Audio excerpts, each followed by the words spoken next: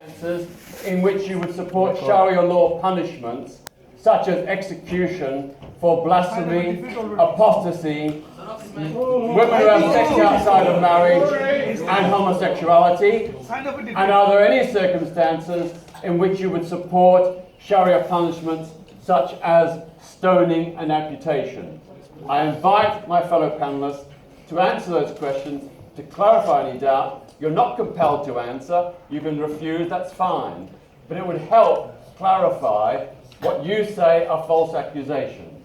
The fact of the matter is, none of us said yes, we support, or no, we don't support, will change absolutely nothing. And by the way, it'll change nothing in your own mind and your perception and your prejudice.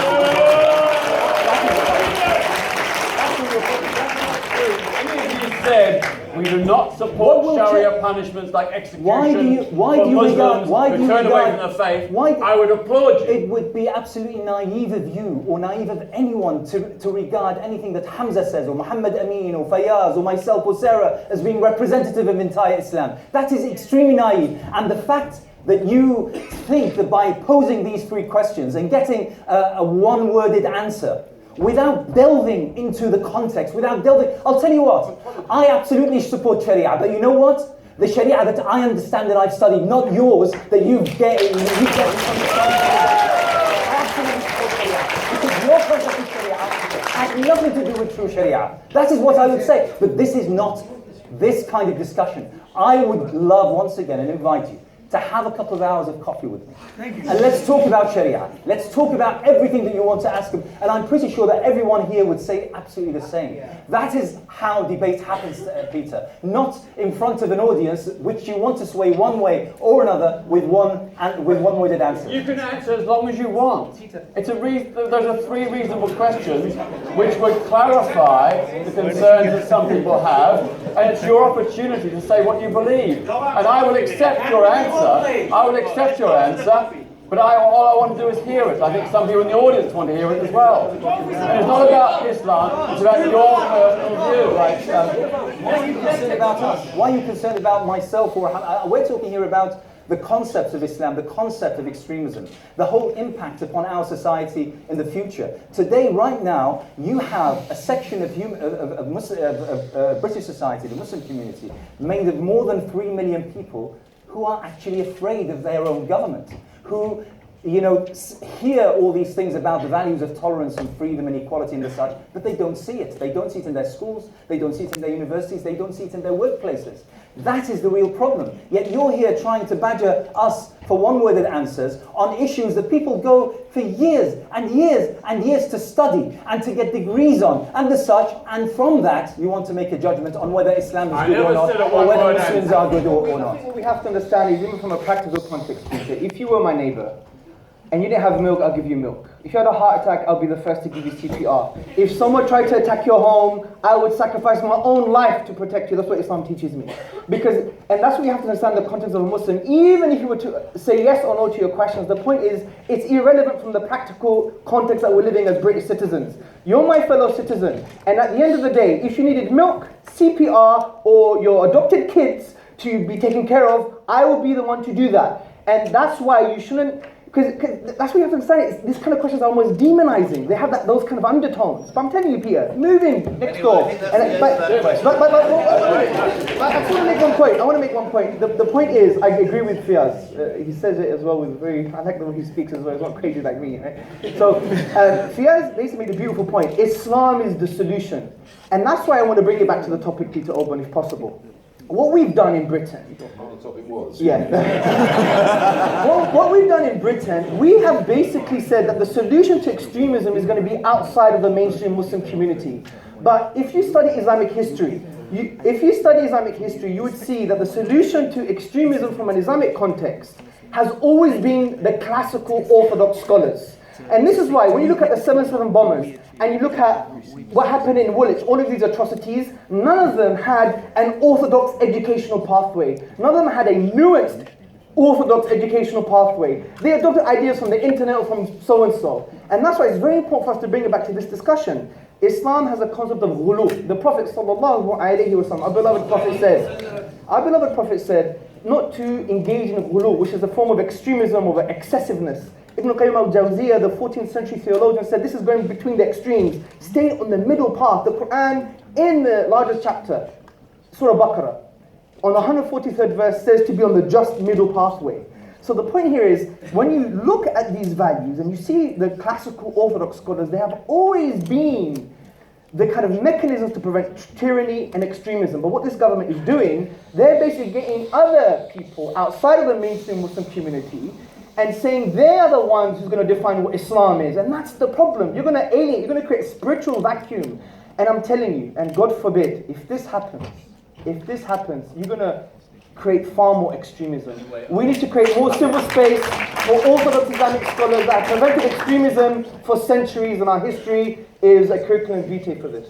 This is not an academic issue. For 2 decades, I've lived with constant death threats from Islamist extremists who threaten to behead me, burn me alive, burn my flat. Those kinds of threats I live with for 2 decades, and the people justify it in the name of Sharia law. That's why the question I'm putting to you is relevant to my life and the threats I've lived with for all these years. And I would ask those panelists who want to answer my 3 questions, if they want to. I think what we do need from one of the panelists is a statement about Sharia law, and I don't recognise. I think that would anybody like to do? I don't think. No, let the people answer the question. That's why I'm asking. No. I think that you've made an assertion that Sharia law is being justified, is being used to justify the most appalling threats which have been made against you. And I think that's what I would like to have answered. I think that everyone. Zara, do you want to come in? I would like to come in on something.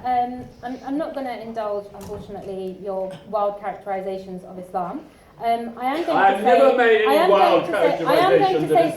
going to say something about another hot word. I'm going to say another thing about another hot word which comes up frequently, and that's caliphate. So what you've described are very sordid, twisted versions of what you think this is. Now, the caliphate, essentially, a just, pluralistic and accountable government in the Muslim world, is something that is so integral to Islam. I'm not going to be shy of this topic, and Muslims shouldn't have to be shy of this topic and say that the caliphate is an integral belief of Islam, so integral that the reason we have Sunnis and Shias is because we simply disagree on who the caliph should be. This is how mainstream and integral the belief of caliphate is for Muslims. It's not something that is accepted only on the fringe, or is some kind of, Fox News version that you perhaps have received, or I don't know what.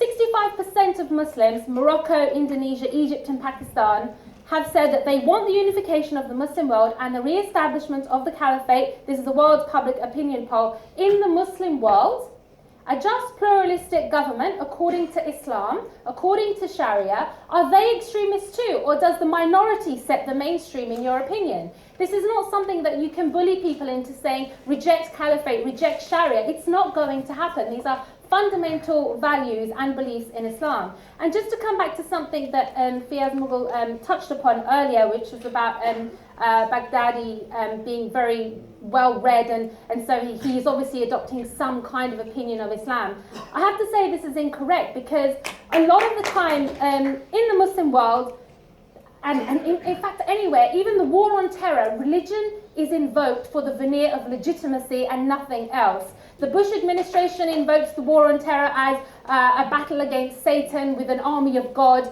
Hamas invokes religion to legitimize ceasefires as well as attacks. So which is it going to be? This is cultural ignorance to not understand that when people use religion, in the Muslim world particularly, they are invoking the primary currency. They are invoking what they think people will respect as authority. These are not any sort of accepted or fringe interpretations of Islam. This is politics. That's what it is.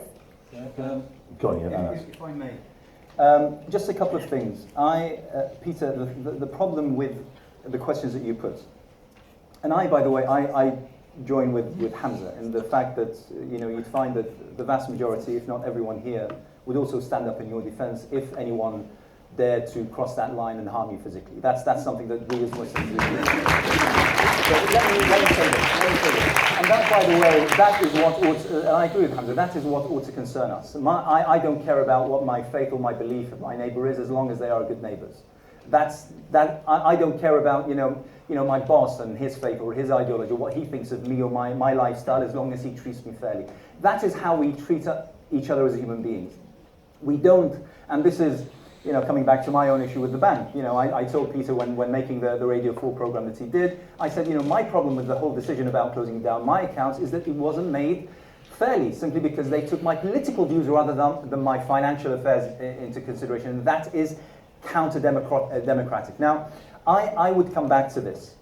The problem with your line of questioning, which, by the way, I have essentially no problem answering them, but again, I assert the manner and the place is not correct. But I would say this. The problem with your line of questioning is that Muslim students across the country, up and down the country, are being asked those questions. And it's not just about, well, just give me an answer and I'll move away. No, they won't move away. The fact is that those students might be, they might be expelled. Their parents will be summoned. Their lifestyles will be obliterated. I can cite at least 13 families from London and within the M25 who've had their entire lives obliterated because their 7, 8, and 12-year-olds were summoned before a committee of teachers and head teachers asked, what do you think about Sharia? What do you think about Palestine? What do you think about this and that? And upon those poor boys and girls answering, without any kind of background knowledge, any kind of, from recollection of their discussions with their parents, they were expelled from their schools, and their families were... I deplore that, and I've opposed it. And that is why we ought to condemn the line of questioning itself, because it's wrong. The line of questioning is wrong. You're an adult, you're not the a line child. of questioning is entirely wrong. Now, if we want to have a proper debate, and I think this is what essentially we are talking about today, if we want to have a proper debate, we need to address our respective positions as human beings, about our human values. We have agreed to live on these islands as a multicultural, multi-faith, multi-ideological society. People who respect each other. We might disagree. I might abhor homosexuality, but yet I have no right whatsoever to disrespect you or to be discourteous to you. Nor, never mind attack you or physically harm you. That is what matters. I don't mind people hating the fact that I'm a Muslim. I don't mind them, abhorring the sight of my wife wearing the hijab. That doesn't concern me as long as I am treated with my full rights intact, with my humanity being acknowledged, and with my right to believe in the way that I believe, and my right to exercise in the way that I do being totally intact and unharmed. That is the main thing that governs our society, and that is how that debate should be constructed. Do you agree with that? Absolutely. I have, on all my human rights work, going back nearly 50 years, defended Muslim people against prejudice, discrimination, and hate crime. I'm a patron of Tel Mama.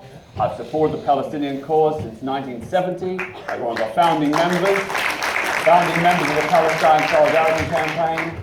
I've defended Muslims who have been falsely charged with terrorism, like Hisham Yeza and Rizwan Sabir, Herbie Al-Mari and Faiz Baluch. I got those last two guys, the best lawyers in the country, to defend themselves and to successfully defeat those terrorism charges. So I stand with you against the demonization of Muslim people. I make a distinction between people and ideas. All ideas should be open to scrutiny and, where necessary, to criticism, but we always must respect the individual. Muslim people, whoever they are, and all people, must and deserve respect. Yes, and then we'll go on to the next question. Peter said it as eloquently as possible. I mean, I have, in our work in Tel Mama, we have had Peter defend the Muslim community, let me tell you, on numerous occasions. And he has stood up when he doesn't have to. But he also has a history where he has been attacked, and I've seen some of the malicious attacks on him. But actually today we have Peter Tatchell, who's defending Muslims from being blacklisted or being blackballed as a homogeneous community that actually can be influenced through extremism. He stands up against that. So actually, Peter is a defender of civil rights. He's a defender of human rights, and I think we need to warmly welcome that and appreciate that. I would say that next week, only just up the road at Whitechapel Tube Station, on Wednesday, coming up, we're launching our LGBT Muslim Solidarity campaign to say that Muslim communities and LGBT communities both suffer prejudice, discrimination and hate crime, and that we should stand together to defend and support each other, to fight anti-gay prejudice within the Muslim community and anti-Muslim prejudice in the gay community. We need to stand together to fight all hate. And that includes the BNP, the EDL, and all those other far-right extremists as well. This reminds Very me, briefly. Yeah, this reminds me of what happened in Canada. There was all these haters hating our launch in Canada, and our PR man at the time, Salim Chaktai, had to meet the LGBT community. And if you did your Google search really well, you'd see that there is a magazine, a homosexual magazine, that actually was praising Salim. Because Salim, he's got an amazing charm. I don't think he's here today, so I could praise him. And he was basically saying, you know, homosexuals have spiritual needs as well. We need to connect with them and give them dawah, which means articulate a positive case for our tradition, exchange ideas. And I think that's what it's all about, really, and especially in our context. Let's talk rather than misquote, you know? That's very important. Now, the next